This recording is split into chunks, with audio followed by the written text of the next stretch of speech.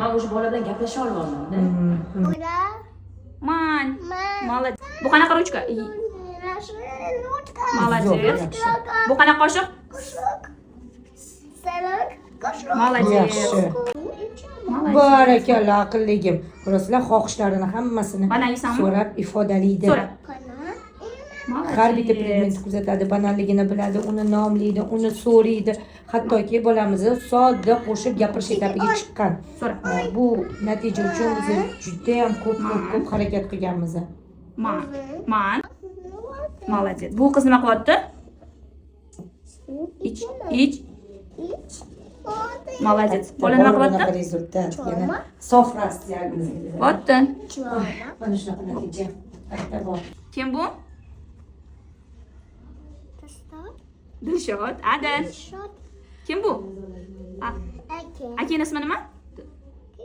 Akaning ismi nima?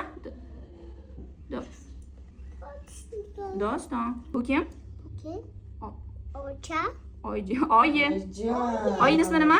Oyining ismi nima? Kamola. Молодец. Gap ko'rinishda bo'lyapti.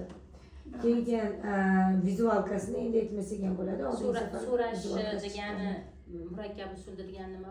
Masalan aytyapman. Men o'zini qo'shib, ularni qo'shib aytyapti. Masalan, bermasda so'rash o'zi. Man o'zim yeyman, uchta so'zni qo'shib murakkab tarzda qilyapti. Grammatikasi zo'r chiqdi. Xudoga shukr, qo'ysayman. Grammatikalar zo'r chiqqan. Grammatikalarni qilib berdi. Masalan, turib muloqotga kirishishi zo'r bo'lgan. Eng menga yoqqani oila a'zolarini telefondan emotsional holati bilan qarab, nomlab, xotini yetib, ya'ni kimligini ham aytib beryapti. Ada Dilshod dedimi? Ada Dilshod. Dilshod Dilshod. Oyi Kamolla qilib aytdilar. Mana shulari chiqqan. Yo'q, zo'r, natijalarimiz yaxshi. Xulqimiz hali bor, lekin bundan ham yomonlik.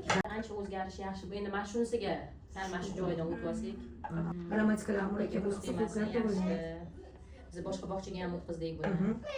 Normatipичный bolalar orasiga, bizani spets bog'chalarga borardik. Sekin yaxshi tomonga o'zgardi. Anaqa kulib qaraydi odamga. O'ynaydi bilan. Bugilarni bilamiz. Prям chapay-chalman bilan ashula deydi. Opasi inglizchada ashula aytsa, bu ham ano ritmga tushib chapay chaladi. Joyida, o'sha joyida chapay chalish kerak bo'lgan joyida. Ritmi yaxshi shu. Muzikani eshitib shu tomonlari yaxshi yoqyapti o'zimga. Uyda qanaqa? Uyda ham shu o'xshab tashlab beradi.